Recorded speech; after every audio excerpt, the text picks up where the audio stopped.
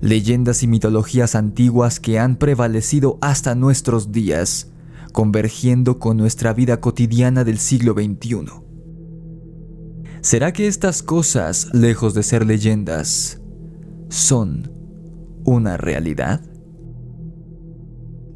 Abramos el Grimorio de Rix y desvelemos este y otros misterios.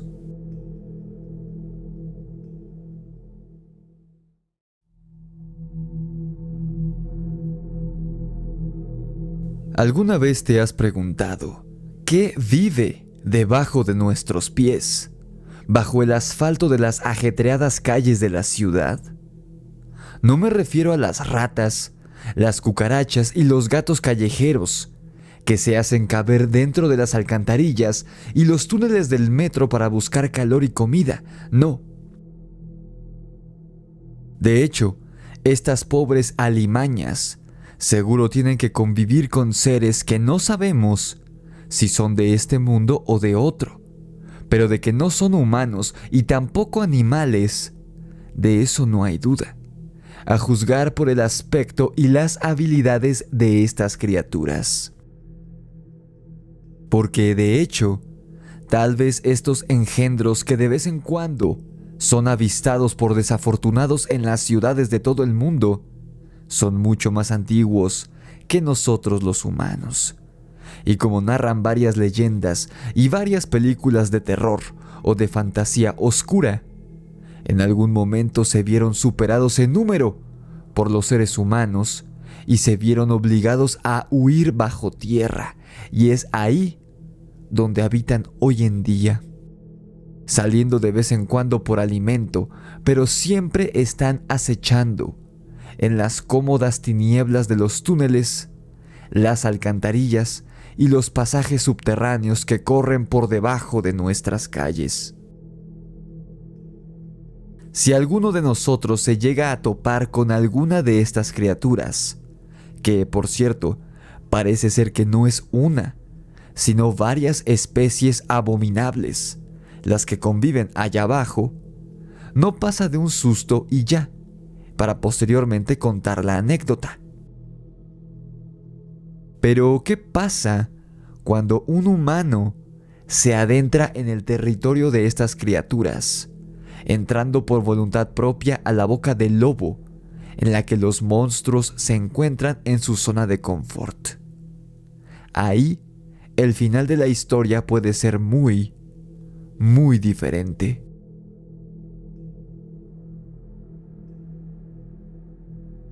Trasladémonos a la ciudad de Toronto, en Canadá. El año es 1978.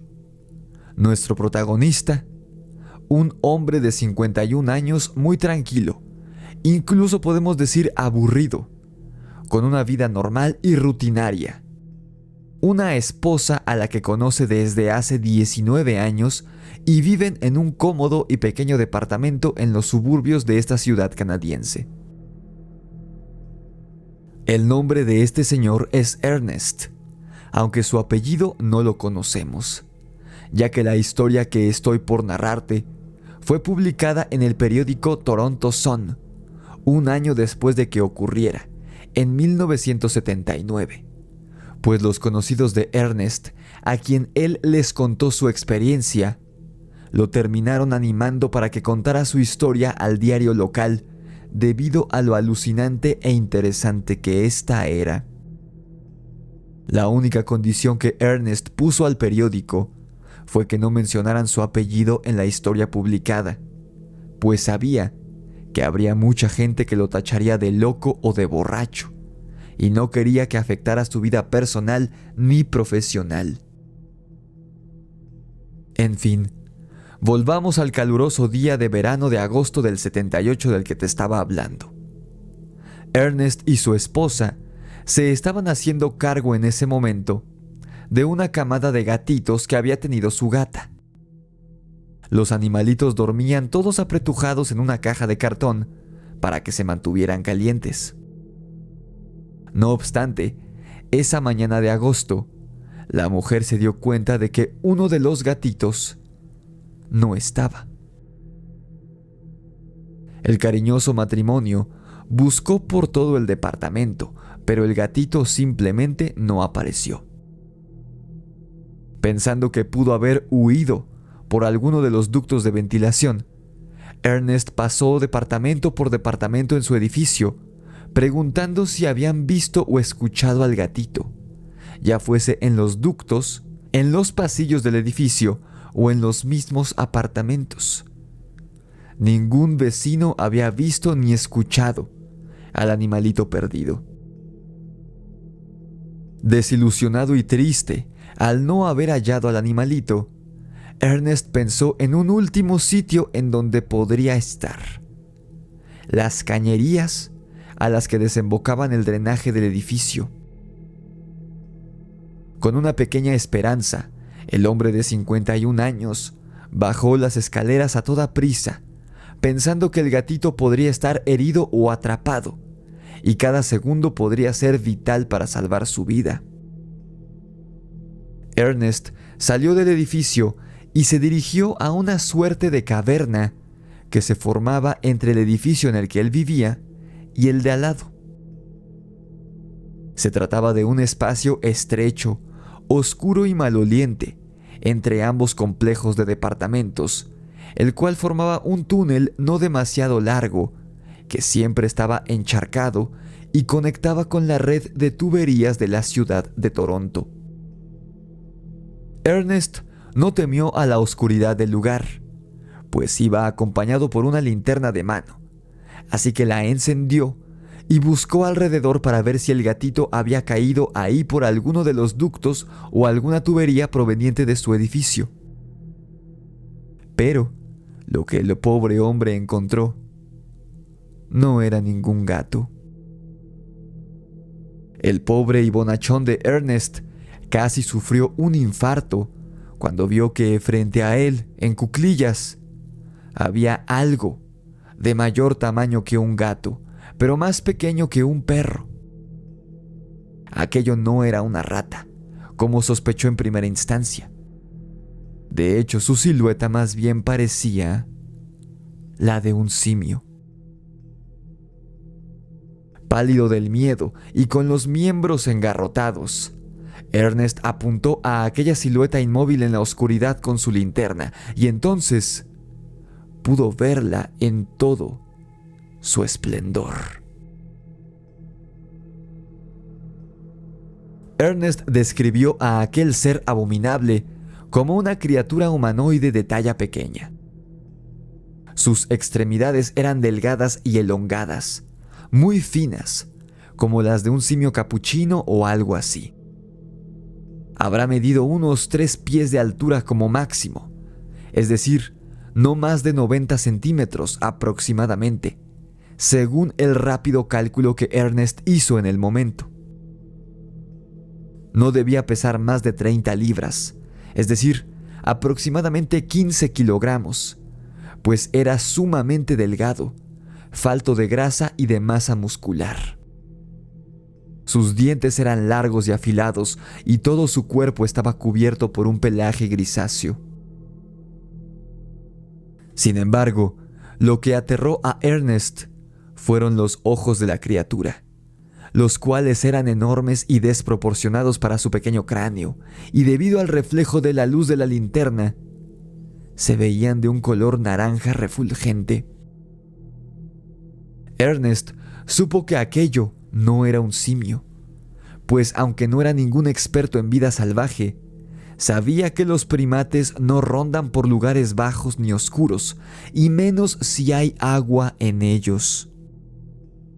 Pero además, si bien la criatura recordaba a un simio, debido a su pequeña estatura y sus delgadas extremidades, amén del pelaje que poseía en todo su cuerpo, ciertos rasgos en su rostro recordaban más bien a un reptil. Incluso recuerda Ernest que resultaba difícil determinar si aquella criatura era mamífera u ovípara, pues tanto parecía un mono como un caimán. Pero el horripilante aspecto y la tenebrosa mirada no eran lo más inquietante sobre aquella criatura. Lo que realmente hizo que Ernest saliera corriendo del lugar fue que la criatura le habló.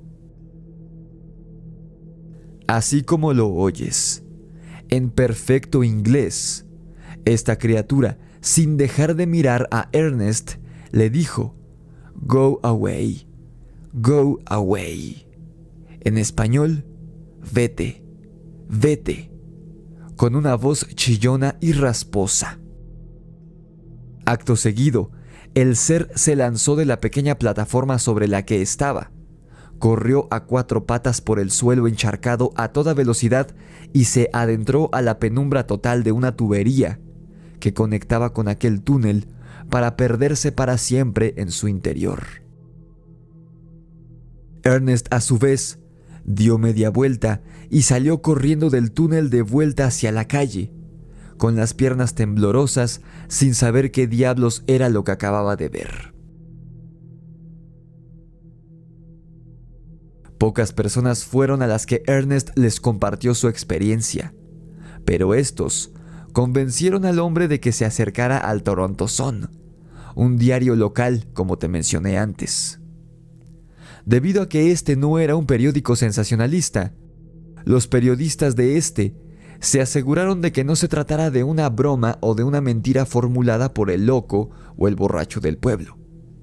Por ello, se dedicaron a corroborar la credibilidad y el historial de Ernest, entrevistando a sus amigos, colegas y a su esposa Bárbara, quien dijo lo siguiente cuando fue entrevistada por los reporteros del periódico: "Creo que lo que Ernie vio era exactamente lo que dijo. Estaba aterrado cuando volvió a casa, y él no es alguien que se asuste fácilmente. Además, no es alguien que suele beber frecuentemente y sin duda, aquel día no había bebido una sola gota".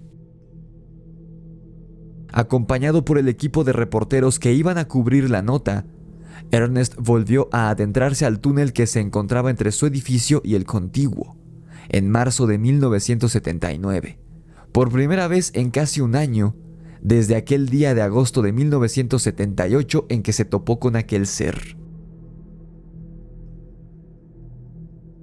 Antes de pasar a la parte más aterradora de este caso real, déjame pedirte que le des like al video y te suscribas a mi canal si te está gustando mi trabajo. No olvides seguirme en mis redes sociales, las cuales son TikTok, Instagram, Facebook y Spotify. También suscríbete a mi canal secundario aquí en YouTube, Rix y los Amos del Multiverso.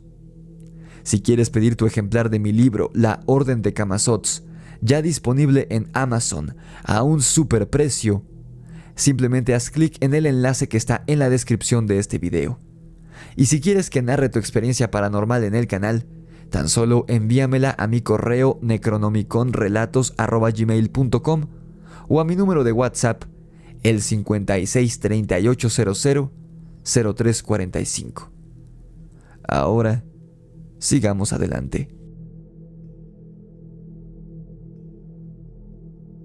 Cuando Ernest y los periodistas iban entrando a aquel túnel entre los dos edificios, se toparon con el cuerpo de un gato a medio enterrar. Esto le trajo recuerdos tristes a Ernest, pues jamás pudo encontrar al gatito perdido que estaba buscando aquel día de agosto de 1978. Ahora, sabe que quizá cayó en manos de aquel monstruo aberrante y éste lo devoró, pues en ocasiones Ernest llegó a escuchar ruidos de animales en agonía provenir de aquel túnel junto a su edificio.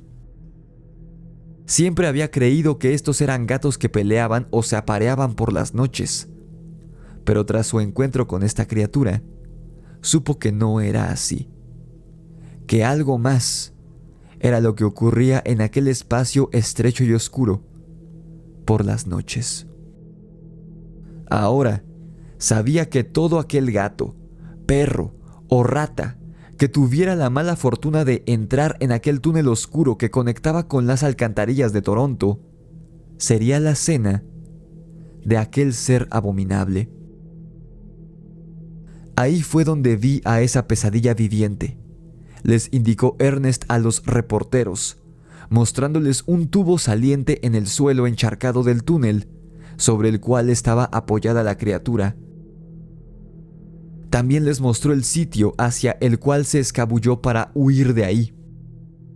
Los periodistas le dijeron a Ernest que aquel pasaje por el que había huido la criatura conectaba directamente con las tuberías y que probablemente el ser utilizaba aquel túnel como punto de entrada hacia la superficie, pues según las dimensiones de la criatura que Ernest describió, el hueco era más que espacioso para que el ser entrara y saliera cómodamente de ahí, algo que no habría podido hacer un ser humano sin la ayuda de herramientas. Para complementar el artículo sobre la entrevista a Ernest, también se entrevistó a algunos empleados del sistema de drenajes de Toronto, para que ellos como profesionales dieran su opinión al respecto o si creían que fuera posible que un simio anduviera vagando por las redes subterráneas de la ciudad. Estos trabajadores que fueron entrevistados, lejos de ridiculizar o desestimar el testimonio de Ernest, se pusieron de su lado, diciendo que ellos mismos habían presenciado cosas muy extrañas cuando llegaban a descender a los drenajes.